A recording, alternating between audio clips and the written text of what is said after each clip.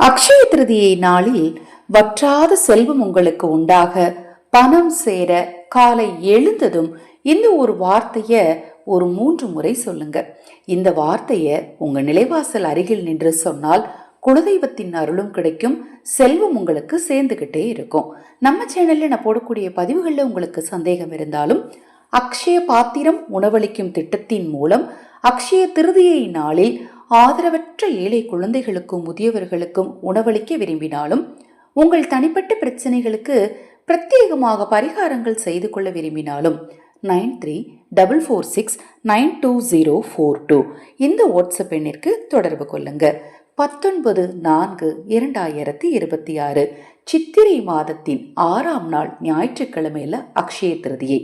அக்ஷய திருதியை நாள்ல தங்கம் வாங்குறது ரொம்ப சிறப்பு.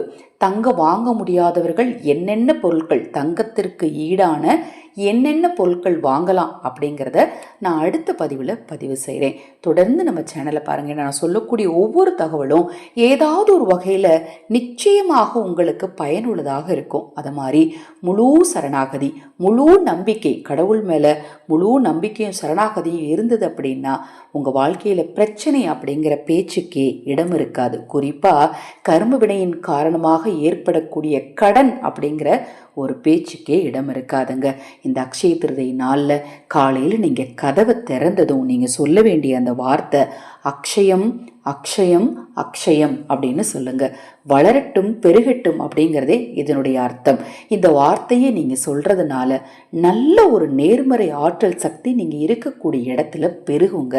இந்த நாளில் காலை மட்டுமல்லங்க, உங்கள் மனதிலேயே இந்த அக்ஷயம் எனும் வார்த்தையை நீங்க நினைச்சுக்கிட்டே இருங்க.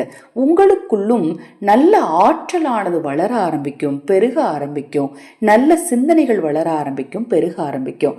எளிமையான இந்த வார்த்தையோட அக்ஷய திருதியை நாளை தொடங்குங்கள். உங்கள் வாழ்க்கை செல்வச் செழிப்புடன் இருக்கும். இது போன்ற எண்ணற்ற தகவல்களை தெரிந்து கொள்ள தொடர்ந்து நம்ம சேனல்ல பாருங்க. ஹரஹர சங்கர ஜெய ஜெயசங்கர. மகாபெரிவா திருவடி பாதம் சரணம் சரணம்.